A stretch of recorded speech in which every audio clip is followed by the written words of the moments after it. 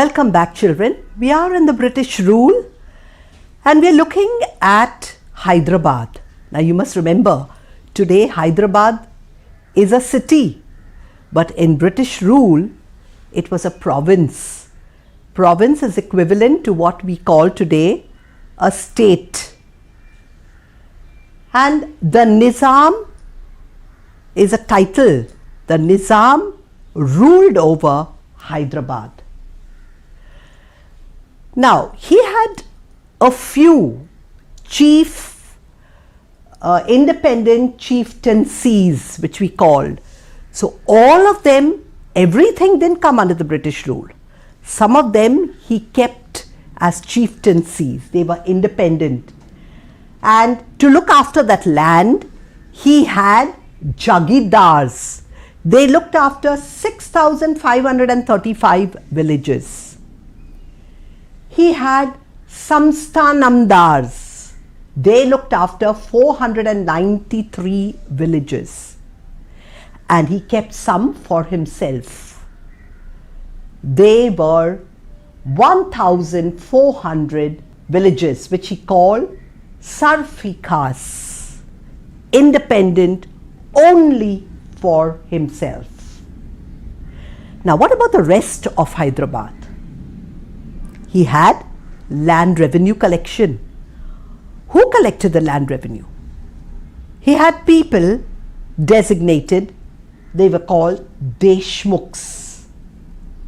What do? They exploited the farmers. In the absence of any particular way of assessing the land, the Deshmukhs collected the maximum revenue from the people, and that was the decline of agriculture. So then he tried other people and he called them the district officials. They collected taxes directly from the people. What were the results? He created full ownership of land. So there were landowners now fully, nobody under them or below them. It brought in an export market for cash crops. So cash crops were being sent out of the state of Hyderabad. Wasteland was brought under cultivation. You know what? Farmers used to just leave their land fallow. Of course, leaving the land fallow is a good thing because it helps the nitrates and all to come back into the soil.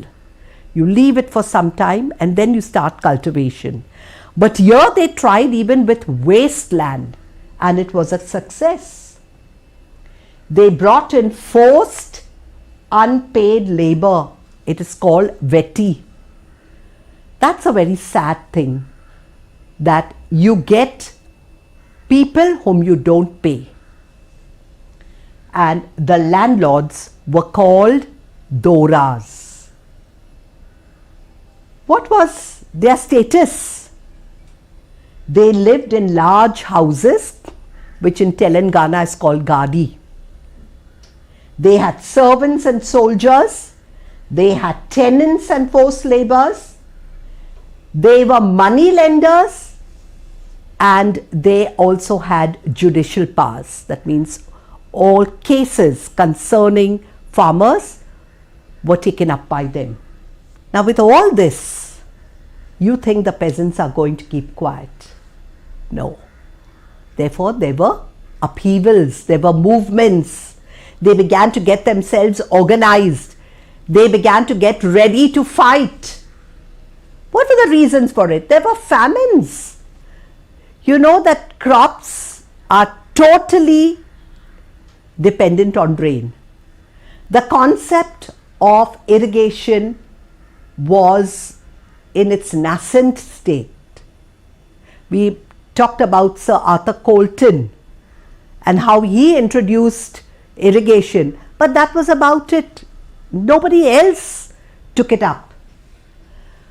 There were high land revenue rates. Couldn't pay. They were at the mercy of the money lenders.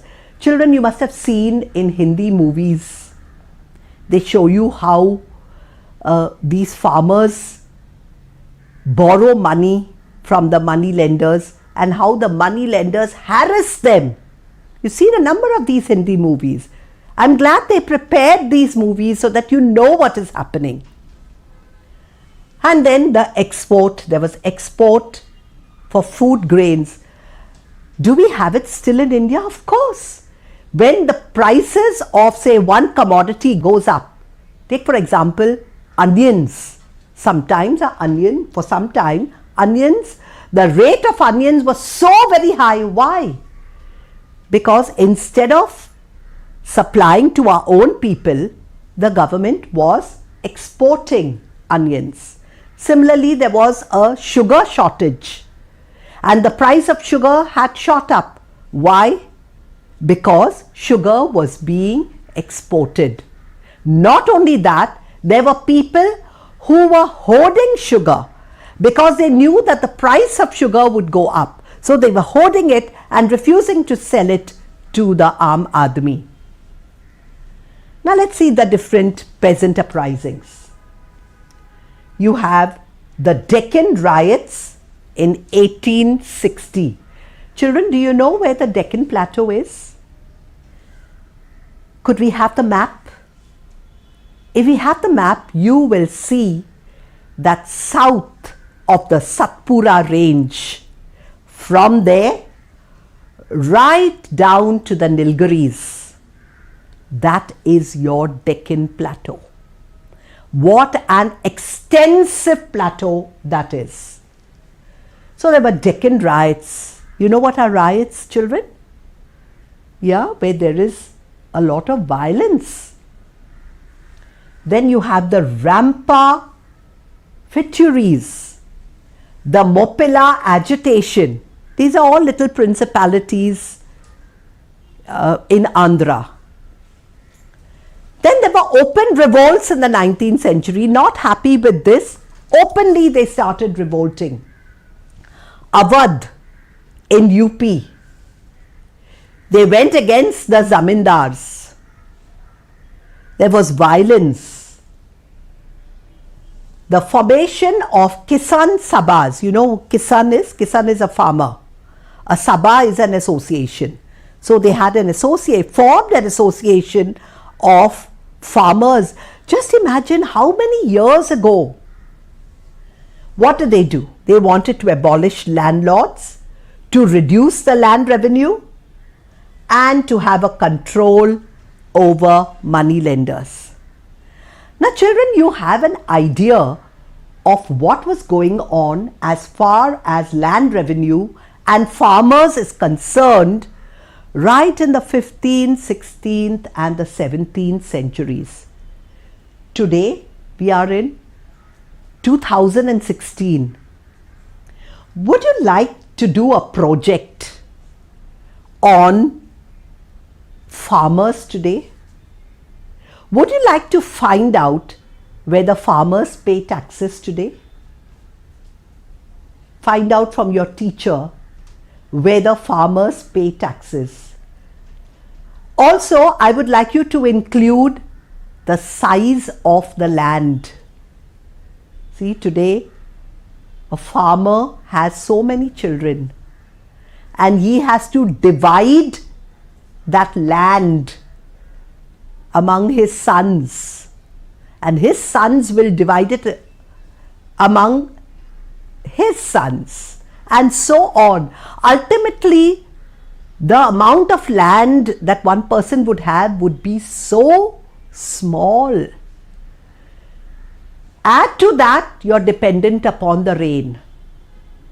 So get in touch with your teacher and let's do a project on farmers in India. Why? Because agriculture in India is the backbone of the economy. Industries have started, but it will take some time. Then let's see what kind of farming we do. We have organic farming. I want you to find out all about organic farming. Okay? You know that in organic farming, there are no pesticides and no chemical fertilizers used. Everything is carbon based. So find out the quality of fruits and vegetables grown under organic farming and how it helps your health.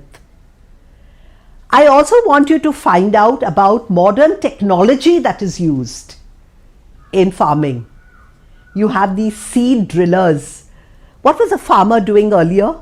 He had his bullocks, and attached to the bullock at the back, he had a kind of a plow.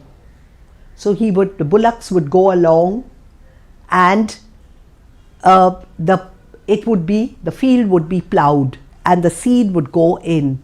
Today, we are having everything mechanized. Okay, you have irrigation also. So please find out about the use of technology today in farming. Thank you very much, and I hope you enjoyed this lesson.